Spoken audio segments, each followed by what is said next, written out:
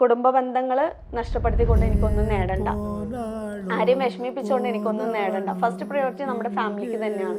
ഇപ്പം എൻ്റെ അച്ഛനെ വിഷമിപ്പിച്ചുകൊണ്ട് എനിക്കൊന്നും നേടണ്ട, എല്ലാവരെയും തൃപ്തിപ്പെടുത്തിക്കൊണ്ട് നമുക്ക് എന്ത് നേടാൻ പറ്റും എന്നുള്ളത് ആലോചിച്ചുകൊണ്ടാണ് എനിക്ക് ഇത്രയും ലാഗ് അടിച്ചിട്ടുള്ള ഒരു 18 വർഷം. ഒരു ദിവസം ക്ലാസ് കഴിഞ്ഞിട്ട് വരുന്ന സമയത്ത് എൻ്റെ മോനെ അവിടെ നിന്ന് എടുത്തിട്ട് ഹസ്ബൻഡിൻ്റെ വീട്ടിലേക്ക് പോയി. അവിടെ കുറേ പാത്രങ്ങളൊക്കെ കഴുകാനുണ്ടായിരുന്നു. പാത്രം കഴുകിക്കൊണ്ടിരിക്കുമ്പോൾ ഇവൻ നിർത്താതെ കരയുന്നു. എന്താണ് ഇവൻ കരയണമെന്നുള്ള എനിക്ക് മനസ്സിലാവുന്നില്ല. എന്ത് ചെയ്തിട്ട് പിന്നെ ഈ കരച്ചിൽ കഴിയുന്നവൻ ഇങ്ങനെ കുഴഞ്ഞു പോവാ. അപ്പം ഞാൻ അമ്മനെ വിളിച്ച് ചോദിച്ചു, അമ്മ ഇവൻ ഇങ്ങനെ കുഴഞ്ഞു പോകുന്നുണ്ട്, അവൻ എന്തെങ്കിലും എടുത്ത് കഴിച്ചോ? അപ്പോഴറിയുന്നത് എൻ്റെ ഫാദറിൻ്റെ ഒരു ഗുളിക ഉണ്ടായിരുന്നു, അത് അവൻ്റെ കയ്യിൽ കണ്ടു, വാങ്ങി, പക്ഷെ അവൻ കഴിച്ചോ എന്നുള്ളത് അറിയില്ല എന്നുള്ളത്. ആളിങ്ങനെ ബോധം പോയിട്ട് എങ്ങനെ ഞാനങ്ങനെ കോരിയെടുത്ത് എന്ത് ചെയ്യും, ഞാൻ ആരോട് പറയും? പറഞ്ഞു കഴിഞ്ഞാൽ എന്താ പറയാ, നീ ഒറ്റൊരുത്തി, നിന്നെ കൊണ്ട് ആരാ പഠിക്കാൻ പറഞ്ഞത്, അതിന്റെ ആവശ്യം എന്താന്നല്ലേ ചോദിക്കാം. എനിക്ക് അതിന്റെ കുറ്റബോധവും ഞാൻ കാരണം എൻ്റെ മോന് എന്തെങ്കിലും സംഭവിക്കുമെന്നും. വേഗം എൻ്റെ ചെറിയച്ഛനെ വിളിച്ച് ചാച്ചാനെ വിളിച്ചിട്ട്, ചാച്ച ഇങ്ങനെയാണ് സംഭവം, ഞാൻ എന്താ ചെയ്യാം, എന്തെങ്കിലും ഒന്നും ചെയ്യും, അല്ലാന്നുണ്ടെങ്കിൽ എൻ്റെ മോനെനിക്ക് നഷ്ടപ്പെട്ടു പോകും, പിന്നെ ഞാൻ ജീവിച്ച് ഇന്നിട്ട് കാര്യമില്ല.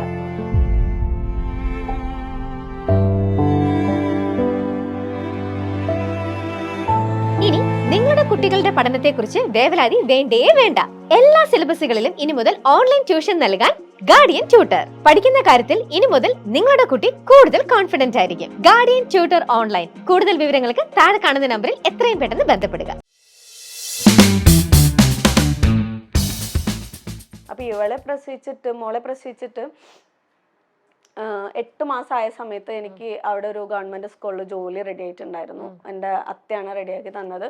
അപ്പൊ നമുക്ക് എന്തിനും എല്ലായിടത്തും അനുവാദം ചോദിച്ചിട്ടാണ് നമ്മൾ ഓരോ കാര്യങ്ങളും ചെയ്യുന്നത്. അങ്ങനെ നമ്മൾ അനുവാദം ചോദിക്കാൻ പോയ സമയത്ത് അവർ നമ്മളോട് പറഞ്ഞൊരു കാര്യമാണ്, പെണ്ണുങ്ങൾ ജോലിക്ക് പോകുന്നത് കുടുംബത്തിന് നാണക്കേടാണ് എന്നായിരുന്നു വിചാരിക്കുന്ന ഒരു സമൂഹത്തിൽ നിന്നാണ്, അല്ലെങ്കിൽ അങ്ങനെ ഒരു സമൂഹമാണ് വീട് എന്ന് പറയുന്നില്ല. അപ്പോ അങ്ങനെ പറഞ്ഞപ്പോ അവിടെ, അല്ലെങ്കിൽ ഞാൻ സത്യം പറയട്ടെ, എനിക്ക് വന്നപ്പോ എന്നെ ഇങ്ങനെ ആക്കി മാറ്റിയത് എനിക്ക് ചുറ്റുമുള്ള സമൂഹമാണ്. അന്ന് ആ ഒരു ജോലിയിലേക്ക് ഞാൻ കയറിയിട്ടുണ്ടെങ്കിൽ ഞാൻ ഇന്നും ഒരു അറബിക് ടീച്ചറായിട്ട് വർക്ക് ചെയ്ത് മാസം ഒരു 40-50,000 ശമ്പളമൊക്കെ വാങ്ങി വീട് ഒക്കെ മാത്രമായിട്ട് ഒതുങ്ങി പോവേണ്ട ഒരാള്, അല്ലെങ്കിൽ ഈ സീറ്റിലേക്ക് വന്നിരിക്കേണ്ട ആളല്ലായിരുന്നു. അപ്പൊ അതിനേക്കാളും ബെറ്റർ ആയിട്ടുള്ളത് എനിക്ക് പഠിച്ചോൻ കരുതി വെച്ചത് കൊണ്ടാണ്. ആ സമയം അതൊക്കെ നമുക്ക് ഒരുപാട് വേദന സമ്മാനിച്ച ഒരു ദിവസങ്ങളായിരുന്നു. പക്ഷെ ഇന്ന് സങ്കടം ഉണ്ടെങ്കിൽ പോലും അതെ, ഇന്നിപ്പോ അത് നേടിയെടുത്തതിന്റെ ഒരു സന്തോഷം അല്ലേ, ഒരു അഭിമാനം, അല്ലെങ്കിൽ അങ്ങനെ ആയി പോവായിരുന്നു. ഇത് പക്ഷേ ഈ അറബിക് ക്ലാസ്സിൽ പോകുന്നുണ്ടായിരുന്നല്ലോ ഡിഗ്രിക്ക്, ആ ഗ്രാജുവേഷൻ പകുതിക്ക് വെച്ച് നിർത്തേണ്ടി വന്നു. പിന്നീട് ഈ പറയുന്ന പോലെ പഠനം എന്നുള്ള ഒരു സംഭവം മുന്നിൽ വന്നപ്പോഴും അതിനുള്ള സാഹചര്യം രണ്ടാമത്തെ മോന്റെ ഇതൊക്കെ ഒന്ന് സെറ്റിൽ ആയി കഴിഞ്ഞപ്പോഴും അത് കംപ്ലീറ്റ് ചെയ്യണമെന്ന് ഒരിക്കലും തോന്നിയല്ലേ? ഇല്ല, കാരണം വേറെ ഒന്നുമല്ല, എന്റെ ഈ ജോലിന്റെ കാര്യത്തിൽ ഓൾറെഡി പറഞ്ഞു കഴിഞ്ഞു. കുടുംബത്തിന് നാണക്കേടാണ് സ്ത്രീകൾ ജോലിക്ക് പോകുന്നത്, അതുകൊണ്ട് വേണ്ട. പിന്നെ ഞാൻ അതിനെ കുറിച്ച് ചിന്തിച്ചിട്ടേ ഇല്ല. അതിനൊരു കാരണം എന്ന് പറയുമ്പോൾ അവിടെ പ്രിൻസിപ്പൾ മാറി. കുറച്ചും കൂടെ ആ ഒരു പ്രിൻസിപ്പൾ, ഞാൻ ഒരുപാട് കെഞ്ചി കാല് പിടിച്ചു, ഞാനൊന്ന് എക്സാം എഴുതിക്കോട്ടെ, ഒരു മോശത്തരൊന്നും നമ്മൾ കാണിക്കുന്നില്ലല്ലോ, എൻ്റെ ഒരു തൃപ്തിക്ക് വേണ്ടി. എനിക്ക് ഇപ്പോഴും അത് ആലോചിക്കുമ്പോൾ എനിക്ക് സങ്കടം വിഷമം വരാറുണ്ട്. ആ സാറ് സമ്മതിച്ചില്ല, ഇല്ല പറ്റില്ല. ഞാൻ പറഞ്ഞ എൻ്റെ അവസ്ഥ അങ്ങനെ ആയതുകൊണ്ടല്ലേ, എനിക്ക് ക്ലാസ്സിൽ വരാൻ പറ്റാത്തതുകൊണ്ടല്ലേ, ഒന്ന് എക്സാം എഴുതാൻ സമ്മതിക്കും സാറേ എന്ന് പറഞ്ഞിട്ട് ആ സാറ് സമ്മതിച്ചില്ല. ഭയങ്കര സങ്കടമുണ്ട്, പക്ഷെ നല്ലതിനാണ്. അപ്പോഴാണ് എനിക്ക് ഇത് വീട്ടിലിരുന്ന് പഠിക്കുകയാണെങ്കിൽ നമ്മൾ ആരെയും ബുദ്ധിമുട്ടിക്കുന്നില്ലല്ലോ. എന്നെ സംബന്ധിച്ചിടത്തോളം എനിക്ക് എങ്ങനെയാന്ന് വെച്ചാല് കുടുംബ ബന്ധങ്ങൾ നഷ്ടപ്പെടുത്തിക്കൊണ്ട് എനിക്കൊന്നും നേടണ്ട, ആരെയും വിഷമിപ്പിച്ചുകൊണ്ട് എനിക്കൊന്നും നേടണ്ട. ഫസ്റ്റ് പ്രയോറിറ്റി നമ്മുടെ ഫാമിലിക്ക് തന്നെയാണ്. ഇപ്പൊ എൻ്റെ അച്ഛനെ വിഷമിപ്പിച്ചുകൊണ്ട് എനിക്കൊന്നും നേടണ്ട, എല്ലാരെയും തൃപ്തിപ്പെടുത്തിക്കൊണ്ട് നമുക്ക് എന്ത് നേടാൻ പറ്റും എന്നുള്ളത് ആലോചിച്ചുകൊണ്ടാണ് എനിക്ക് ഇത്രയും ലാഗ് അടിച്ചിട്ടുള്ള ഒരു 18 വർഷം ഇതിനു വേണ്ടി വന്നിട്ടുണ്ടായിരുന്നത്. അല്ലാന്നുണ്ടെങ്കിൽ ആരോ എന്തോ ആയിക്കോട്ടെ എന്ന് ചിന്തിക്കുകയാണെന്നുണ്ടെങ്കിൽ നമുക്ക് ഇതൊക്കെ എപ്പോഴോ നേടിയെടുക്കാം. പക്ഷെ അതല്ല വേണ്ടത്, എല്ലാവരും വേണം കൂടെ, എനിക്കും എൻ്റെ അവകാശങ്ങൾ എനിക്ക് കിട്ടണം എന്നുള്ള ഒരു അതിന് വേണ്ടിയിട്ടുള്ള വെയിറ്റിംഗ് പീരീഡ് ആയിരുന്നു ഇത്രയും കഴിഞ്ഞു പോയത്. അപ്പൊ ശരി, വീട്ടിലിരുന്നിട്ട് ഇനിയിപ്പോ ഹോമിയോപ്പതി പഠിച്ച് നമുക്ക് അങ്ങനെ ട്രീറ്റ്മെന്റ് ചെയ്യാം എന്ന് ചിന്തിച്ചിട്ടാണ് വീണ്ടും അതിലേക്ക് തിരിയുന്നത്. അപ്പോഴാണ് അറിയുന്നത് അതിന് +1 +2 സയൻസ് വേണം എന്നുള്ളത്. ആ പഴയ ആഗ്രഹത്തിലേക്ക് ദൈവം എന്നെ എങ്ങനെ തിരിച്ച്, എനിക്ക് തന്നെ ആലോചിച്ചാൽ അത്ഭുതം തോന്നുന്ന ഒരു സംഭവമാണ്. അപ്പൊ ഞാൻ പറയേ നടക്കൂല, സയൻസ് ഒരിക്കലും നടക്കൂല, മാത്സ് ഒക്കെ ഉള്ളതാണ്, പറ്റൂല. അപ്പൊ എന്റെ ഹസ്ബൻഡ് പറഞ്ഞു കേട്ടോ, അതെന്താ നിനക്ക് പറ്റാത്തത്, നമ്മളെ വീട്ടിലിരുന്നല്ലേ പഠിക്കുന്നത്, നിനക്കൊക്കെ പഠിക്കാൻ പറ്റും, ട്യൂഷൻ മാത്രം പോയാൽ മതി എന്ന് പറഞ്ഞു. അത് ഈ സംഭവങ്ങളൊക്കെ വീട്ടിൽ നിന്ന് പുറത്തേക്ക് പോവാന്നുണ്ടെങ്കിൽ നോ, വീടിനകത്താണെങ്കിൽ ഓക്കെ, ആ ഒരു കോൺസെപ്റ്റ് ആയിരുന്നു. പിന്നെ നമ്മൾ അതിനെ കുറിച്ച് അന്വേഷിച്ച സമയത്ത് NIVS എന്ന് പറഞ്ഞ ഇതിൽ സയൻസ് എടുക്കാൻ പറ്റും, വാല്യൂ ആണ്. ഇപ്പോൾ MBBS-നാണെങ്കിൽ പോലും വാല്യൂ ഉണ്ട്, BDS-ന് വാല്യൂ ഉണ്ട്. അപ്പോൾ സോ നിങ്ങൾക്ക് ഇതും എടുക്കാൻ പറ്റും എന്നുള്ളത്. അങ്ങനെ സയൻസ് എടുത്ത് വല്ലാത്തൊരു യുദ്ധത്തിന്റെ ഒരു പീരീഡ് തന്നെയായിരുന്നു ആ സമയം. മാത്സ് എന്ന് പറഞ്ഞാൽ ഭയങ്കര പേടിയാ. നോക്കിയപ്പോ ഫിസിക്സിലുണ്ട് മാത്സ്, കെമിസ്ട്രിയിലുണ്ട് മാത്സ്, ബയോളജി മാത്രം നമുക്ക് ഇഷ്ടപ്പെട്ട സംഭവം. പക്ഷെ ഞങ്ങളുടെ സാറാണെങ്കിലും ഈ പറഞ്ഞ പോലെ എൻ്റെ ടൈമിനനുസരിച്ച്, നമ്മൾ ആദ്യമായിട്ട് ക്ലാസ്സിൽ പോകുന്ന സമയത്ത് ഈ +1 +2 ഫെയിലായ കുട്ടികളൊക്കെ വന്ന ആ ഒരു ഇതായിരുന്നു, ചെറിയ കുട്ടികളായിരുന്നു. എനിക്കപ്പോൾ ഐ തിങ്ക് എത്ര 22 വയസ്സാണ്. അപ്പോൾ എൻ്റെ കൂടെ പഠിക്കുന്ന ദീപ എന്ന് പറഞ്ഞ കുട്ടി ഫസ്റ്റ് ആയിട്ട് എന്നെ കാണുമ്പോൾ ഞാൻ ചെയ്ത ക്ലാസ് വെച്ചപ്പോൾ കുട്ടി അവിടെ പോയിരുന്നോളൂ കുട്ടി എന്ന്. അവള് സൈസിന് കുറച്ചും കൂടി ഉണ്ട്, ഞാൻ കുറച്ചും കൂടെ ചെറുതല്ല. ഞാൻ ഒന്നും മിണ്ടിയില്ല. ഞാൻ ഫസ്റ്റ് പോകുമ്പോൾ ആരടുത്തൊന്നും അങ്ങനെ സംസാരിക്കുക ഒന്നും ചെയ്യില്ല. പിന്നെയാണ് ഇവർക്ക് അറിയുന്നത് ആക്ച്വലി ഞാൻ അവരെക്കാളും മൂത്തതാണ്, ഇങ്ങനെ 2 കുട്ടികളുണ്ട് എന്നൊക്കെ പറഞ്ഞിട്ട്. പിന്നെ എല്ലാവർക്കും ഭയങ്കര സ്നേഹവും റെസ്പെക്റ്റും, സാറിനടക്കം നമ്മൾ ഇങ്ങനെ ബുദ്ധിമുട്ട് വരുന്നു എന്നുള്ളതിൽ എനിക്കനുസരിച്ച് ടൈമിങ് ഒരു മാറ്റി തരുമായിരുന്നു. അപ്പൊ ഉച്ചവരെ ഹസ്ബൻഡ് വീട്ടിൽ നിന്നാണ് പോകുന്നത്. ഉച്ചവരെയുള്ള ജോലികളെല്ലാം കഴിഞ്ഞതിന് ശേഷം ഭക്ഷണമൊക്കെ കഴിഞ്ഞ് ആ പാത്രങ്ങളൊക്കെ ഉണ്ടെങ്കിൽ അതൊക്കെ കഴുകി വെച്ച് മോള് സ്കൂളിലേക്ക് പോകുന്നുണ്ട്. അതിന് ശേഷം അവിടെ നിന്ന് എൻ്റെ ചെറിയ മോനെ എടുത്തിട്ട്, അവനപ്പോൾ 1 വയസ്സോ 1.5 വയസ്സോ അങ്ങനെ എന്തോ ഒരു ടൈം, കറക്റ്റ് എനിക്ക് ഓർമ്മയില്ല. അവിടെ നിന്ന് എൻ്റെ വീട്ടിലേക്ക് പോകും, അമ്മയുടെ വീട്ടിലേക്ക് പോയി അവന് ഫീഡ് ചെയ്യാൻ തൊട്ട പിടിച്ച കരയുന്ന കുട്ടിയാണ്.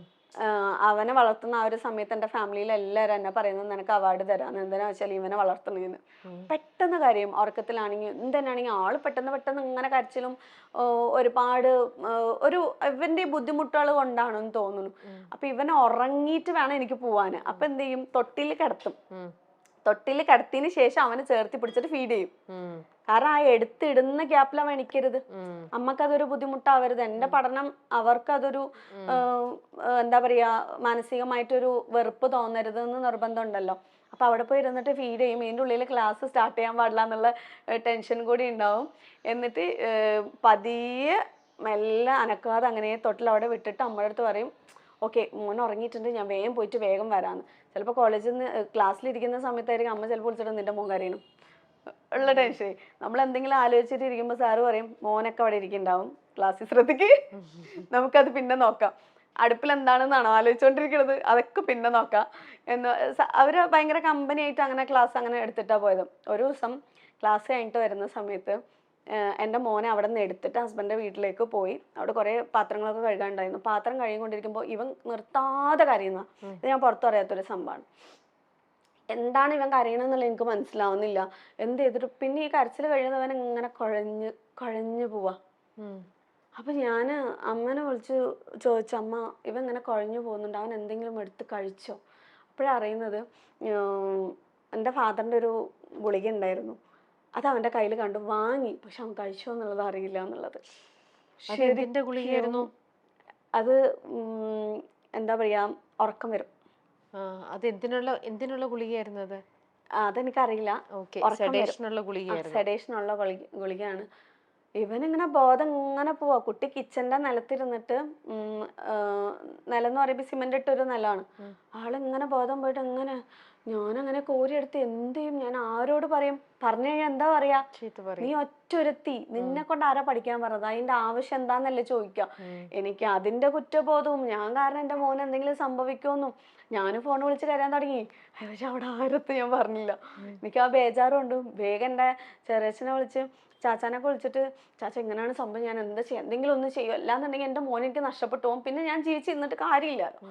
ഭയങ്കര കരച്ചിലൊക്കെ ആയിരുന്നു. പുറത്ത് ആരോട് എന്ത് പറയാനും പറ്റൂല. എൻ്റെ ആഗ്രഹത്തിന് വേണ്ടിയിട്ട് നീ എന്തിന് ഒരു കുഞ്ഞിനെ നീ കൊന്നു, അതായിരിക്കും പിന്നെ നമുക്ക് കിട്ടുന്ന പേരില്ലേ.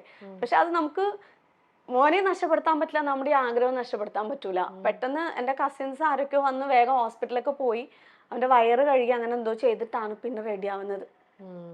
പിന്നീട് അങ്ങോട്ട് എനിക്ക് പേടിയായിരുന്നു, ഇവനെ വിട്ടിട്ട് പോകുമ്പോൾ എന്തെങ്കിലും അവൻ എടുക്കുവോ, കഴിക്കുവോ, തിന്നോ, മൊത്തം എപ്പോഴും ക്ലാസ്സിലിരിക്കുന്ന സമയത്ത് ഈ ടെൻഷനായിരുന്നു. ഈ ടെൻഷനും കൊണ്ടാണ് നമ്മൾ ഈ +1 +2 സയൻസ് കംപ്ലീറ്റ് ചെയ്യുന്നത്. റിസൾട്ട് വരുന്നത് ഫിസിക്സ് എക്സാമിന്റെ സമയത്താണ് അതിനേക്കാളും വലിയ കോമഡി. ക്ലാസ്സിൽ ഞാനിങ്ങനെ ഇരിക്കുന്നുണ്ട്, ക്വസ്റ്റ്യൻ പേപ്പർ കണ്ടതും എൻ്റെ കണ്ണിൽ നിന്ന് ഇങ്ങനെ വെള്ളം വരിക. ബാക്കിൽ നിന്ന് ദീപ വിളിച്ചിട്ട് ചേച്ചി അറിയോ, ഞാൻ തിരിഞ്ഞ് എൻ്റെ മുഖം മാത്രം കാണിച്ചു കൊടുത്ത് ശരി ശരി തിരിഞ്ഞു തുടങ്ങിക്കോ, കരച്ചിൽ തുടങ്ങിക്കോ എന്നാണ് പറയുന്നത്. എനിക്ക് ടെൻഷനായിട്ട് എനിക്കൊന്നും അറിയുന്നില്ല. ഒന്നാമത്തെ എനിക്ക് ഭയങ്കര പേടിയുള്ള ഒരു സബ്ജക്റ്റ് ആയിരുന്നു വെലോസിറ്റി, മറ്റത് മറിച്ചതും ഇതൊക്കെ ഞാനെങ്ങനെ എഴുതാ. പിന്നെ വീട്ടിലത്തെ ടെൻഷനും ഞാൻ ഇത്രയും ത്രൂ ഔട്ട് ഞാൻ എൻ്റെ ആ ജേണി മൊത്തം എനിക്ക് ഓർമ്മ വന്നു, എനിക്കിത് പാസ്സായാൽ മതിയാവുള്ളൂ, എനിക്ക് ഇനിയൊരു ചാൻസ് ലൈഫിൽ ഒരിക്കലും കിട്ടൂല, ഈ ഒരു അവസരം ഞാൻ മിസ്സാക്കി കഴിഞ്ഞാൽ തീർന്നു എൻ്റെ ലൈഫ്. പിന്നെ മക്കള്, കുട്ടികള്, അവരുടെ കാര്യങ്ങള്, അടുക്കള, അതിന്റെ പുറത്തേക്ക് നീ ചിന്തിക്കേണ്ട സൽഹ. ഞാൻ തന്നെ സ്വയം പറഞ്ഞു, കണ്ണും പൊട്ടി എനിക്ക് എന്തൊക്കെയാണോ തോന്നുന്നത് ഞാനിവിടെ എഴുതി വെച്ച് ഓർമ്മ വരണേന്ന് പറഞ്ഞിട്ട് പ്രാർത്ഥിച്ചിട്ട് അങ്ങനെ എഴുതി. റിസൾട്ട് വരുന്ന ദിവസം എനിക്ക് യാതൊരു ഹോപ്പും ഉണ്ടായിരുന്നില്ല. എനിക്ക് ആകെയുള്ള പ്രാർത്ഥന ജസ്റ്റ് പാസ് കിട്ടിയാൽ മതി, ഇനി എനിക്ക് പഠിച്ചില്ലെങ്കിലും കുഴപ്പമില്ല, പറയണവർക്ക് പറയണല്ലോ. റിസൾട്ട് അതുകൊണ്ട് 63%. അത് കേൾക്കുമ്പോൾ മറ്റുള്ളവർക്ക് അത്ര ഉള്ളൂ തോന്നും, പക്ഷെ എന്നെ സംബന്ധിച്ചിടത്തോളം എനിക്കൊരു 6300% മാർക്കാണ് അത്. കാരണം സയൻസ് നമ്മൾ എൻ്റർ ചെയ്യണം, നമുക്ക് എന്തെങ്കിലും ഒരു കോഴ്സ് എടുക്കണം എന്നുണ്ടെങ്കിൽ എബവ് 60% വേണമായിരുന്നു. എനിക്ക് 63% ഉണ്ട്. ഞാനിങ്ങനെ പേപ്പർ നോക്കിയിട്ട് ഇങ്ങനെ കരയായിരുന്നു, പാസ്സായല്ലോ എന്നുള്ള ആ ഒരു സമാധാനത്തില്. പിന്നീട് അങ്ങോട്ട് വേറെ കുറേ പ്രോബ്ലംസ്. പക്ഷെ BDSന് നമ്മൾ പൈസ കൊണ്ട് കൊടുക്കുന്നു. കോഴിക്കോട് ഒരു കോളേജിൽ, ആഞ്ജനേയ എന്ന് പറഞ്ഞൊരു കോളേജിലായിരുന്നു. പൈസ കൊടുത്ത് സീറ്റ് എല്ലാം ബുക്ക് ചെയ്യുന്നു. പക്ഷെ അവിടെ ഹോസ്റ്റലിൽ നിന്ന് ലീവ് കാര്യങ്ങൾ അങ്ങനെ ഒന്നും ഉണ്ടാവില്ല. പിന്നെ വേറെ കുറേ പ്രോബ്ലംസ്, തെറ്റിദ്ധാരണകൾ, പ്രോബ്ലംസ് കാര്യങ്ങൾ വരുന്നു. എൻ്റെ പഠനം അവിടെ ക്ലോസ്. അത്രയും കാലത്തെല്ലാം തീർന്നു. എനിക്ക് ശരിക്കും മെന്റലി ഞാൻ വല്ലാതെ ഡിപ്രഷനായി, എനിക്ക് മാനസികം പിടിക്കുന്ന ഒരു അവസ്ഥയിലേക്കായിരുന്നു പിന്നെ പോകുന്നത്. പിന്നെ ഒന്നിനോടും ഒരു താല്പര്യമില്ല, എന്താ ചെയ്യാന്ന് പോലും അറിയാത്തൊരു അവസ്ഥ. ആരോടും പോയിട്ട് എനിക്ക് ഇനി പഠിക്കണം എന്ന് പോലും പറയാൻ പറ്റാത്തൊരു സ്റ്റേജിലേക്ക് കൊണ്ടുവന്ന് എത്തിച്ചു. ഈ സമയങ്ങളിൽ തന്നെ നമുക്ക് ഫിനാൻഷ്യലി തന്നെ ഒരുപാട് സ്ട്രഗിൾസ് ഇതിന്റെ കൂടെ തന്നെ വരുന്നുണ്ട്. എന്തെങ്കിലും ഒന്ന് ആയിക്കഴിഞ്ഞാൽ എൻ്റെ സൈഡിൽ നിന്നും കൂടെ ഒരു ഇൻകം ആയിക്കഴിഞ്ഞാൽ എങ്ങനെയെങ്കിലും നമുക്ക് രക്ഷപ്പെട്ടു പോവാം. സ്വന്തമായിട്ട് വീട് ഉണ്ടായിരുന്നില്ല, ഒരു സ്ഥലം പോലും നമുക്ക് ഉണ്ടായിരുന്നില്ല. ആകെ ഉണ്ടായിരുന്നത് എനിക്ക് കല്യാണം കഴിയുമ്പോൾ നമുക്ക് ഗിഫ്റ്റായി കിട്ടുന്ന ആ ഗോൾഡ് എന്ന് പറയുന്നതാണ്. ആ ഗോൾഡ് വെച്ചിട്ടാണ് ഹസ്ബൻഡിനെ നാട്ടിൽ നിർത്താനുള്ള ഒരൊറ്റ ആഗ്രഹം കൊണ്ട് ആ ഗോൾഡൊക്കെ വിറ്റിട്ടാണ് ഹസ്ബൻഡിന് നമുക്കൊരു ഷോപ്പ് എടുത്തു കൊടുക്കുന്നത്. പിന്നെ എൻ്റെ ഒന്നുമില്ല. പിന്നെ മോളെ പ്രസവിച്ച് കിട്ടിയ കുറച്ച്. അദ്ദേഹം പിന്നെ ദുബായിക്ക് പോയില്ല? ഇല്ല, വിട്ടില്ല എന്നുള്ളതാണ് വാസ്തവം. ഓക്കെ, ഇനി വിടുന്നില്ല. അതായത് നമ്മളൊരു വിവാഹം അദ്ദേഹത്തിന്റെ വീട്ടിലത് സമ്മതിച്ചോ? ഇല്ല, അവർക്ക് ആർക്കും അങ്ങനെ ഗൾഫിൽ പോവാതിരിക്കുന്നതിനോട് താല്പര്യം ഉണ്ടായിരുന്നില്ല. ഒരു വീടെങ്കിലും ആവണം, അല്ലാതെ ഒന്നും ഇവിടെ നിന്നിട്ട് എന്താവാനാണ് എന്നുള്ളത്. ആക്ച്വലി അവിടെ നിന്നിട്ട് ഒന്നും ആവില്ലായിരുന്നു, അതാർക്കും അറിയില്ലായിരുന്നു. അതായത് അത്ര വലിയ സാലറി ഉള്ള ജോലിയൊന്നും അല്ലായിരുന്നു ആൾക്ക്. എത്ര കാലം അവിടെ നിന്നാലും ആ നിൽക്കുക എന്നുള്ളതല്ലാതെ ഞങ്ങള് തമ്മിലൊരു എന്താ പറയാ ബോണ്ടിങ് ഇല്ലാതെ അങ്ങനെ ജീവിതം പോവും. വർഷത്തിൽ 2 മാസം കാണും, അല്ലെങ്കിൽ കൂടെ ജീവിക്കും, പിന്നെ കുറച്ച് കുട്ടികളെ പ്രസവിക്കുക, വീണ്ടും പോവാ വരിക, വീട്ടുകാർക്കുള്ള കാര്യങ്ങൾ നമ്മൾ ചെയ്തു കൊടുക്കാന്നല്ലാതെ ആ ജീവിതത്തിലൊന്നും ഇല്ല. അപ്പൊ പിന്നെ അവിടെ പോണേക്കാളും നല്ല ഇവിടെ ഇപ്പൊ 100 രൂപ കിട്ടിയാൽ അത് പോരെ. രണ്ടാൾക്കും തമ്മിൽ കാണാനെങ്കിലും, ഒന്നുമില്ലെങ്കിൽ രാത്രി എന്റെ വിഷമങ്ങൾ പറയാനെങ്കിലും ആള് ഉണ്ടാവുമല്ലോ, നമുക്കൊരു പ്രൈവസി അങ്ങനെയെങ്കിലും കിട്ടുമല്ലോ, ആളുടെ കൂടെയാണ് ഞാൻ ഉള്ളത് എന്നുള്ള ഒരു ഇത് ഉണ്ടാവുമല്ലോ. ഇതല്ലാതെ എന്താ, ഇപ്പൊ കുറെ ആൾക്കാരുടെ കൂടെ നമ്മൾ ഇരിക്കുന്നു എടുക്കുന്നു എന്നല്ലാതെ എനിക്ക് യാതൊരു ബെനിഫിറ്റും എന്റെ ജീവിതത്തിൽ എനിക്ക് അതിൽ നിന്ന് കിട്ടിയിട്ടില്ല. അപ്പൊ അത് അങ്ങനെ ഉള്ള ഗോൾഡൊക്കെ വിറ്റിട്ടാണ് ആൾക്ക് ഷോപ്പ് എടുത്ത് കൊടുക്കുന്നത്. ആൾ അത്യാവശ്യം നന്നായിട്ട് ഹാർഡ് വർക്ക് ചെയ്തിട്ടുണ്ട് ആ ഒരു പീരിയഡിൽ എന്നൊക്കെ പറയുമ്പോൾ. എങ്ങനെയെങ്കിലുമൊക്കെ ഒന്ന് മുന്നോട്ട് വരാൻ വേണ്ടിയിട്ട് രാവിലെ പോയി കഴിഞ്ഞാൽ ഉച്ചയ്ക്ക് ഭക്ഷണം കഴിക്കാൻ വരും, പെട്ടെന്ന് ഭക്ഷണം കഴിച്ചതും ഓടും, പിന്നെ രാത്രിയാണ് വരിക. ആ ഒരു 5-6 കൊല്ലം നന്നായിട്ട് ഹാർഡ് വർക്ക് ചെയ്തിട്ടുണ്ട്. അതിൽ നിന്ന് എത്രയും പെട്ടെന്ന് കടങ്ങളൊക്കെ നമുക്കൊന്ന് വീട്ടിൽ എങ്ങനെയെങ്കിലും ഒന്ന് സെറ്റിൽഡ് ആവാന്നുള്ള ഒരു ഇതായിരുന്നു. സ്ഥലമായിട്ടോ ഒന്നും നമുക്ക് വീടെടുക്കാൻ പോലും ഉണ്ടായിരുന്നില്ല. പിന്നെ മോളെ പ്രസവിച്ചപ്പോൾ ഞാൻ എൻ്റെ കുടുംബത്തിലെ ആദ്യത്തെ പെൺകുട്ടിയാണ്. അപ്പോൾ എനിക്ക് ഒരു മോള് ജനിക്കുമ്പോൾ ആദ്യത്തെ പേരക്കുട്ടിയാണ്. അപ്പം അതിനനുസരിച്ച് ഭയങ്കര കാര്യമായിരുന്നു. അപ്പോൾ ഇവൾക്ക് കുറേ ഗോൾഡ് കാര്യങ്ങളൊക്കെ കിട്ടിയിട്ടുണ്ടായിരുന്നു. അപ്പം അതൊക്കെ വിറ്റിട്ട് ഞാനൊരു സ്ഥലം വാങ്ങി. ഒരു കുഞ്ഞൊരു സ്ഥലം വാങ്ങിയ സമയത്ത് പിന്നെ അവരുടെ എന്തോ ഒരു ആവശ്യം വന്നപ്പോൾ എൻ്റെ ഹസ്ബൻഡ് എൻ്റെ ഫാദറിൻ്റെ അടുത്ത് പോയി പറയും, എനിക്കൊരു അത്യാവശ്യമുണ്ട്, ആ സ്ഥലം വിൽക്കണം. അപ്പോൾ എൻ്റെ ഫാദർ എൻ്റെ വന്ന് പറയും, ആ സ്ഥലം വിൽക്കും, നീ ഒന്നും പറയരുത്, ഓക്കെ. അപ്പൊ ഞാൻ ഓക്കെ. പേടിയാണ്, നമുക്ക് എന്തെങ്കിലും ഒന്ന് പ്രതികരിക്കാൻ പോലും പേടിയാണ്. ഞാൻ അത്രയും പ്രതീക്ഷയോടെ നമ്മൾ വാങ്ങിച്ചൊരു സ്ഥലമായിരുന്നു, അതങ്ങനെ വിറ്റു. പിന്നെ ഒന്നുമില്ല, പിന്നെ എന്ത് ചെയ്യും? പിന്നെ ആദ്യം മുതൽ നമ്മൾ ഓരോന്ന് ഇങ്ങനെ സ്വരുക്കൂട്ടി വരണം. ഫസ്റ്റ് ഓഫ് ഓൾ എൻ്റെ ഒരു മൈൻഡ് എന്ന് പറയുമ്പോൾ ബിസിനസ് മൈൻഡ് ആയിരുന്നു. എങ്ങനെയെങ്കിലും ഇപ്പോൾ ഹസ്ബൻഡിനോട് ഞാൻ അങ്ങോട്ട് പറയും ഈ ഷോപ്പ് നമുക്ക് എടുക്കാം, അപ്പൊ അതിനുള്ള വഴി എന്താ, ഞാൻ പൈസ റെഡിയാക്കി തരാമെന്ന് ഞാൻ പറയും. നമ്മൾ എങ്ങനെയെങ്കിലുമൊക്കെ കഷ്ടപ്പെട്ട് നമ്മൾ ഷോപ്പ് എടുക്കും. ഫസ്റ്റ് നമുക്ക് ആദ്യം ഒരു ഇൻകം ഉണ്ടാക്കി വെക്കുക എന്നുള്ള ഒരു ലക്ഷ്യമായിരുന്നു ഉണ്ടായിരുന്നത്. അതിൽ ഞങ്ങൾ സക്സസ് ആയി. പിന്നീട് പക്ഷെ കുറെ ഫെയിലിയേഴ്സ് ഒക്കെ വന്നിട്ടുണ്ട്. എൻ്റെ ഒരു പഠനവും കാര്യം. പിന്നെ അതിന് ശേഷമാണ് ആള് പറഞ്ഞത്, ഞാൻ പറഞ്ഞു എനിക്ക് സൈക്കോളജി എടുക്കണം എന്നുണ്ട് എന്ന് പറഞ്ഞപ്പോൾ ക്ലാസ്സിൽ പോയിട്ടോ, നടക്കാത്ത കാര്യമാണ്. ഞാൻ പറഞ്ഞില്ല, എനിക്ക് ഡിസ്റ്റന്റ് ആയിട്ട് എടുത്താൽ മതി, നമ്മുടെ സാറിന്റെ തന്നെ നമ്മൾ പോയി ചോദിക്കാന്ന് പറഞ്ഞപ്പോൾ സാറ് പറഞ്ഞു ഓക്കെ, അണ്ണാമലൈ യൂണിവേഴ്സിറ്റിയിൽ BSc സൈക്കോളജി ഉണ്ട് എന്ന് പറഞ്ഞു. അപ്പോഴും എനിക്കറിയില്ലായിരുന്നു ഈ BSc എന്ന് വരുന്ന സമയത്തൊക്കെ മാത്സ് വരുന്നുള്ളത്. പിന്നീടാണ് മനസ്സിലാവുന്നത്. അങ്ങനെ നമ്മൾ അത് ആർക്കും അറിയില്ലായിരുന്നു. എൻ്റെ അമ്മ, ഹസ്ബൻഡ്, ഞാൻ, ഈവൻ എൻ്റെ ഫാദറിനോ എൻ്റെ ബ്രദേഴ്സിനോ അവരുടെ ഫാമിലിക്കോ ആർക്കും തന്നെ അറിയില്ല. രഹസ്യമായിട്ട് നമ്മൾ പോയിട്ട്. പക്ഷെ അവർ അത്രയും നാൾ കൂടെ ഇപ്പൊ ഈ പറയുന്ന ബാക്കി കാര്യങ്ങളെല്ലാം വിടാൻ അവർ സമ്മതിച്ചല്ലോ. അപ്പൊ ആ സ്റ്റഡീസിനെല്ലാം അവർ സമ്മതിച്ച് അവര് പിന്നീട് അങ്ങോട്ടുള്ളത് ഇതും സമ്മതിക്കില്ലായിരുന്നു. എന്തുകൊണ്ട് അവരുടെ അടുത്ത് നിന്ന് അത് ഹൈഡ് ചെയ്ത് വെച്ച്? അല്ല, ആക്ച്വലി നമ്മൾ അവിടെ നിൽക്കുമ്പോൾ ഇതിന് സമ്മതം വാങ്ങാൻ കുറേ നമ്മൾ പാടുപെട്ടിട്ടുണ്ട്. ഞാൻ പോയി സംസാരിക്കൂല, എനിക്കെന്താ വെച്ചാൽ എനിക്ക് ഫാമിലി വേണം. അവർക്ക് നമ്മളൊരു തെറ്റിദ്ധാരണ കാര്യങ്ങൾ മീൻസ് അവർക്കൊരു വിഷമം എന്നിൽ നിന്നും ഉണ്ടാവരുത് എന്ന് നിർബന്ധം പിടിക്കുന്ന ഒരാളാണ്. അപ്പോൾ ഹസ്ബൻഡ് പോയി സംസാരിച്ചിട്ട് ഇങ്ങനെ ഭാവിയിൽ നല്ലതാണ്, നല്ല കാര്യമാണ്, അതുകൊണ്ട് പഠിക്കാൻ സമ്മതിക്കണം എന്നൊക്കെ പറഞ്ഞിട്ട് അതും വീട്ടിൽ നിന്ന് അങ്ങനെ പോകുന്നത് പൊതുവെ ആർക്കും താല്പര്യം ഉണ്ടാവില്ല. അങ്ങനെ അതെങ്ങനെയാ കല്യാണം കഴിയാൻ മരുമോള് പോണത് അങ്ങനെയെന്നുള്ള ഒരു ഇത് ഉണ്ടാവുമല്ലോ.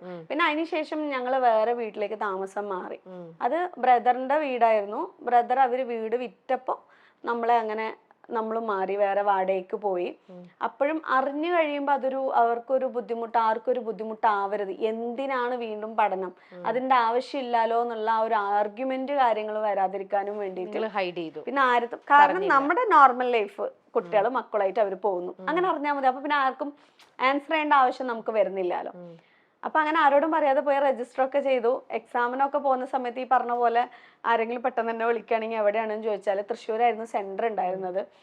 കല്യാണത്തിലാണ് അല്ലെങ്കിൽ ഹോസ്പിറ്റലിലേക്ക് പോയിരിക്കാണ്, കുറച്ചു നേരം ഫോൺ സൈലന്റ് ആയിരിക്കും എന്നൊക്കെ പറഞ്ഞിട്ടാണ് ഹൈഡ് ചെയ്ത് വെച്ചിട്ടുണ്ടായിരുന്നത്. അപ്പൊ ഇങ്ങനെയൊക്കെ പോകുന്നു പഠിക്കുന്ന സമയത്ത് മൂത്ത കുട്ടികൾ അന്നേരത്തേക്ക് സ്കൂളിലേക്കായില്ലേ, മോള് സ്കൂളിലേക്കായി, മോനും ഒക്കെ അവരുടെ കാര്യങ്ങളൊക്കെ അപ്പൊ ആരാ ചെയ്തിരുന്നത്? എൻ്റെ അമ്മ, എൻ്റെ സ്വന്തം അമ്മ. ആ അമ്മ ഉള്ളത് കൊണ്ടാണ് എൻ്റെ മേജർ എല്ലാ കാര്യങ്ങളും എനിക്ക് ചെയ്യാൻ പറ്റുന്നത്. കാരണം എൻ്റെ എല്ലാ പ്രോബ്ലംസും ഞാൻ പോയി കരയുന്നത് അവിടെയാണല്ലോ. അച്ഛൻ്റെ അടുത്ത് നമ്മൾ പോയിട്ട് അങ്ങനെ പറയൂല, എപ്പോഴെങ്കിലും ആയിരിക്കും നമ്മൾ എന്തെങ്കിലും പറയുന്നത്. പെട്ടെന്ന് നമ്മൾ ആരെങ്കിലും എന്തെങ്കിലും ചെയ്തു എന്ന് പറയുമ്പോൾ നേരെ പോയിട്ട് കുറെ പിടിച്ചു നിർത്തും, അവരെ ബുദ്ധിമുട്ടിക്കണ്ട, വിഷമിപ്പിക്കണ്ട എന്ന് പറഞ്ഞിട്ട്. പക്ഷെ അവസാനം അല്ലെങ്കിൽ നമ്മള് ഇല്ലാണ്ടായി പോവും. അപ്പൊ അമ്മയുടെ അടുത്ത് ഇങ്ങനെ പറയും, ആൾക്ക് ഭയങ്കര ഒരു വിഷമമുള്ള ഒരു ജീവിതത്തിൽ എപ്പോഴും വിഷമമുള്ള ഒരു കാര്യം, എന്റെ വിഷമങ്ങൾ കേൾക്കുമ്പോ നീ ഇങ്ങനെ ജീവിക്കേണ്ടല്ലായിരുന്നു എന്നുള്ള ആ ഒരു സങ്കടമുള്ള ഒരാളാണ്. അപ്പൊ ഞാൻ അത് പറഞ്ഞിട്ട് ഞാൻ പറയാം, എൻ്റെ ഒരു ആഗ്രഹമല്ലേ, അമ്മ അല്ലേ 18 വയസ്സ്, അമ്മക്ക് അങ്ങനെ ഒരു ആഗ്രഹം ഉണ്ടായിരുന്നു 18 വയസ്സായിട്ട്. അപ്പൊ ഒരു അന്തസ്സാണല്ലോ 18 വയസ്സാവുമ്പോ കല്യാണം കഴിച്ചു കൊടുക്കാന്നുള്ളത്. അപ്പം അതുകൊണ്ടല്ലേ എനിക്കിതൊക്കെ പഠിക്കാൻ പറ്റാതായത്. അപ്പൊ കുട്ടീനെ നോക്കോ? ശരി നോക്കാം. ചെറുതായിട്ട് അമ്മേനെ ഒന്ന് ബ്ലാക്ക് മെയിൽ ചെയ്തോണ്ട് ഒന്നും ഭീഷണി ഉണ്ടാക്കി പറഞ്ഞോണ്ട്, അല്ലെങ്കിൽ നോക്കും, പാവാണ്.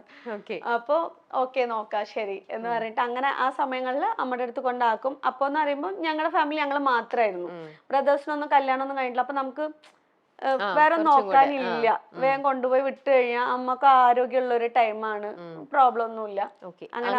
അങ്ങനെ പോയിട്ട് സൈക്കോളജിക്ക് അത് ഡിസ്റ്റന്റ് ആയിട്ടാണ്, പഠനം മാത്രം വീട്ടിലാണല്ലോ, പുറത്തെങ്ങോട്ട് പോകുന്നത്. ഒരു ക്ലാസ് എടുക്കാനൊന്നും, ക്ലാസ് അറ്റൻഡ് ചെയ്യാനൊന്നുമില്ല, ജസ്റ്റ് എക്സാം മാത്രം നമ്മൾ അറ്റൻഡ് ചെയ്യും. അതിന്റെ ഒരു കോണ്ടാക്ട് ക്ലാസ് ഉണ്ടായിരുന്നു, അത് ചെന്നൈയിലായിരുന്നു. അത് മാത്രം നമ്മൾ 10 ദിവസം അറ്റൻഡ് ചെയ്യണമായിരുന്നു. അവിടെയാണ് വലിയ ബോംബ് സൂക്ഷിച്ചു വെച്ചിട്ടുണ്ടായിരുന്നത്. കഷ്ടപ്പെട്ട് പോയി ഈ പഠിക്കുന്ന സമയത്തെ. അപ്പോഴാണ് ഒരു പയ്യൻ പറയുന്നത്, നിങ്ങൾക്കൊരു കാര്യം അറിയാം, എന്താണ് ഇതൊക്കെ വെറുതെയാണ് നിങ്ങൾ പഠിക്കണത്? എന്തേ പറയണേ, ഈ കോഴ്സിന് UGC അപ്രൂവ്ഡ് അല്ലാന്ന്. തീർന്നില്ലേ? ഞാൻ ഇല്ലല്ലോ, അണ്ണാമലൈ യൂണിവേഴ്സിറ്റി UGC അപ്രൂവ്ഡ് ആണ് എന്ന് പറയുമ്പോൾ അണ്ണാമലൈ യൂണിവേഴ്സിറ്റി അപ്രൂവ്ഡ് ആണ്, ഈ കോഴ്സ് അപ്രൂവ്ഡ് അല്ല എന്ന് പറഞ്ഞു. ശരിക്കും ബ്ലാങ്ക്. എൻ്റെ കൂടെ പഠിക്കാൻ വന്ന കുട്ടി, ആ കുട്ടിയുടെ പേര് ഞാൻ പറയുന്നില്ല, അവള് ഭയങ്കര അതേപോലെ കുറച്ച് പ്രയാസങ്ങൾ അനുഭവിച്ച് എങ്ങനെയെങ്കിലും രക്ഷപ്പെടാനും വേണ്ടിയിട്ട്, ഭർത്താവിൻ്റെ ഒരുപാട് പ്രോബ്ലംസ് ഒക്കെ ഉണ്ട്, ഒരു ജോലി നേടണം, മോനെ നന്നായിട്ട് നോക്കണം എന്ന് പറഞ്ഞ് പഠിക്കാൻ വന്നൊരു കുട്ടിയായിരുന്നു. രാത്രിയൊക്കെ ഇരുന്ന് കരയും ഇവള്, എനിക്ക് പഠിക്കാൻ പറ്റില്ല സെൽഹ, എനിക്ക് പഠിക്കാൻ പറ്റില്ല എന്ന് പറഞ്ഞിട്ട്. അപ്പം ഞാൻ അവൾക്ക് ക്ലാസ് ഒക്കെ എടുത്തു കൊടുക്കായിരുന്നു. അവള് മൊത്തത്തിൽ തകർന്ന്. അവള് നേരെ പിന്നെ എന്താ ചെയ്തത്, പോയി റെഗുലർ ആയിട്ട് അറ്റൻഡ് ചെയ്തു. ഞാൻ അതവിടെ ഡ്രോപ്പ് ചെയ്തു. അപ്പൊ അങ്ങനെ അതും അവിടെ ഡ്രോപ്പ് ചെയ്തു. അതവിടെ ഡ്രോപ്പായി. അതെന്തിനാ ഇപ്പൊ പറയുന്നത് വെച്ചാൽ ലാസ്റ്റ് നമുക്ക് ഉപകാരം വരും ഈ ഒരു സംഭവം. UGC അപ്രോഡ് അല്ല എന്നുള്ളൊരു ഒരു സംഭവം അവിടെ ഉണ്ടായിരുന്നു. പക്ഷെ എക്സാം നമ്മള് തിയറി എക്സാം ഒക്കെ എഴുതി, പ്രാക്ടിക്കലും അറ്റൻഡ് ചെയ്തിട്ടുണ്ടായിരുന്നു. ലാസ്റ്റത്തെ ഒരു എക്സാമിന്റെ ഒരു പേപ്പർ മാത്രം എനിക്ക് കിട്ടണം. പക്ഷേ ഈ അപ്രോഡ് അല്ലാത്ത സർട്ടിഫിക്കറ്റ് ഇട്ടിട്ട് ഞാൻ എന്ത് ചെയ്യാൻ? പേരിന് എനിക്ക് തൃപ്തിപ്പെടാനും വേണ്ടിയിട്ട് എനിക്കൊരു ഡിഗ്രി ഉണ്ട് എന്ന് വേണമെങ്കിൽ പറയാം. പക്ഷെ എനിക്കതല്ല അല്ലല്ലോ വേണ്ടത്. നമുക്ക് അതുകൊണ്ട് ഉപകാരപ്പെടണം. മെന്റലി ഇത്തരത്തിൽ നമ്മളെ എല്ലാവരെയും ഇൻസ്പയർ ചെയ്യാൻ പറ്റുന്ന ഒരുപാട് നല്ല മനുഷ്യർ നമ്മുടെ സമൂഹത്തിൽ, നമ്മുടെ ഇടയിൽ തന്നെയുണ്ട്. ഇത്തരത്തിലുള്ള ഇവരുടെ ഈ ഒരു ജീവിത കഥ കേൾക്കുമ്പോൾ, ഇപ്പോൾ സിലു പറഞ്ഞ പോലെ, ഇപ്പോൾ കേട്ടുകൊണ്ടിരിക്കുന്ന നിങ്ങൾക്ക് ആർക്കെങ്കിലും ഒരു മാറ്റം, അല്ലെങ്കിൽ നിങ്ങളുടെ പ്രോബ്ലത്തിന് നല്ലൊരു സൊല്യൂഷൻ നിങ്ങളിൽ തന്നെ ഉണ്ട് അല്ലെ, എല്ലാവരിലും തന്നെ ഉണ്ട്. ആ ഒരു കോൺഫിഡൻസും നമ്മൾ വേണമെന്ന് വിചാരിച്ചാൽ നമുക്ക് എന്തും നല്ല രീതിയിൽ തന്നെ നേടിയെടുക്കാൻ പറ്റും എന്നുള്ളതിന്റെ ഏറ്റവും നല്ലൊരു എക്സാമ്പിൾ ആണ് ഇന്നിപ്പോ നിങ്ങൾ കണ്ട സിലുവിന്റെ ഈ ഒരു ജീവിതം എന്ന് പറയുന്നത് തന്നെ. ഇന്നിപ്പോ സിലു 5 കുട്ടികളുടെ അമ്മ, വളരെ ഹാപ്പി ആയിട്ടിരിക്കുന്നു. ഒരുപാട് നല്ല സൽപ്രവൃത്തികൾ ചെയ്തുകൊണ്ടിരിക്കുന്ന സിലുവിന് ഇനിയും ഇതേപോലെ തന്നെ മുന്നോട്ട് നല്ല രീതിയിൽ തന്നെ പോവാൻ പറ്റട്ടെ. തന്റെ ജീവിതത്തിൽ പഠിച്ച പാഠങ്ങളിൽ നിന്നും തന്റെ കുട്ടികൾക്ക്, ഇപ്പൊ 2 പെൺകുട്ടികളും 3 ആൺകുട്ടികളും, 3 പെൺകുട്ടികളും 2 ആൺകുട്ടികളും, അവർക്ക് അവരാഗ്രഹിക്കുന്നതിനെ അപ്പുറം നല്ലൊരു ജീവിതം കൊടുക്കാൻ പറ്റട്ടെ എന്ന് ആശംസിക്കുന്നു. എല്ലാവിധ ഐശ്വര്യങ്ങളും ജീവിതത്തിൽ ഉണ്ടാവട്ടെ എന്ന് പ്രാർത്ഥിക്കുന്നു. Thank you so much. ഒരു കാര്യം കൂടി ഉണ്ടായിരുന്നു. അത് മാത്രമല്ല, നമ്മുടെ ആ ഒരു LLB എന്നുള്ള ആ ഒരു ലക്ഷ്യം ഞാൻ പറഞ്ഞല്ലോ, എൻ്റെ ഒരു ആഗ്രഹമായിരുന്നു എന്നുള്ളത്. ഇപ്പൊ ഞാൻ ഇന്ന് ഒരു LLB സ്റ്റുഡന്റ് ആയിട്ടാണ് മാമിന്റെ മുന്നിൽ വന്ന് നിൽക്കുന്നത്. ആഹാ, ഇപ്പോഴും പഠിച്ചുകൊണ്ടിരിക്കുക തന്നെയാണ് അല്ലേ? ഈ പഠിത്തം തീരെയല്ല, മിക്കവാറും മക്കളുടെ പഠിത്തം തീർന്നാൽ അമ്മയുടെ പഠിത്തം ലൈഫ് ലോങ് നമ്മൾ മരിക്കുന്നതിന്റെ തലേ ദിവസം വരെ നമ്മൾ സ്റ്റുഡൻസ് ആണ്. അത് എന്തൊക്കെ നമ്മൾ പഠിക്കുന്നു എന്നുള്ളതാണ്. അതിപ്പോ കോളേജിൽ പോയിട്ട് തന്നെ വേണമെന്നില്ല, ഓരോ മനുഷ്യരും പഠിച്ചുകൊണ്ടിരിക്കുന്നു. സോ ഇന്ന് ഞാൻ ഭയങ്കര പ്രൗഡായിട്ട് പറയുന്നതാണ്, എൻ്റെ മക്കള് ക്ലാസ്സിലേക്ക് പോകുന്നതിന്റെ ഒപ്പം തന്നെ മക്കൾക്കും എനിക്കും ടിഫിൻ ബോക്സ് ആക്കിയിട്ട് നമ്മൾ ഇനി ഒരുമിച്ച് പോവാണ്. ഇപ്പോൾ ഒരു പക്ഷെ എല്ലാവരുടെ അടുത്തും ഞാൻ പഠിക്കാൻ പോകണമെന്ന് പറയാനുള്ള ഒരു ധൈര്യം വന്നിട്ടുണ്ടാവണം. തീർച്ചയായിട്ടും അതിനുള്ള കാരണം മെയിൻ ആയിട്ട് എന്ന് പറയുമ്പോൾ നമ്മുടെ ഓരോ സ്ത്രീകളുടെയും കയ്യിൽ എഡ്യൂക്കേഷൻ വേണം, പൈസ വേണം, ധൈര്യം വേണം. ഫസ്റ്റ് എഡ്യൂക്കേഷൻ ഉണ്ടെങ്കിൽ നമുക്ക് പൈസ ഉണ്ടാക്കാം, ഈ പൈസ ഉണ്ടെങ്കിൽ നമുക്ക് ധൈര്യം ഉണ്ടാവും. നമ്മുടെ ജീവിതം നമ്മുടെ കൈകളിലായിരിക്കും. മുന്നോട്ട് പോട്ടെ സിലു, നല്ല രീതിയിൽ തന്നെ ഇതേപോലെ മുന്നോട്ട് പോകാൻ പറ്റട്ടെ എന്ന് ആശംസിക്കുന്നു, പ്രാർത്ഥിക്കുന്നു. Thank you so much. Thank you.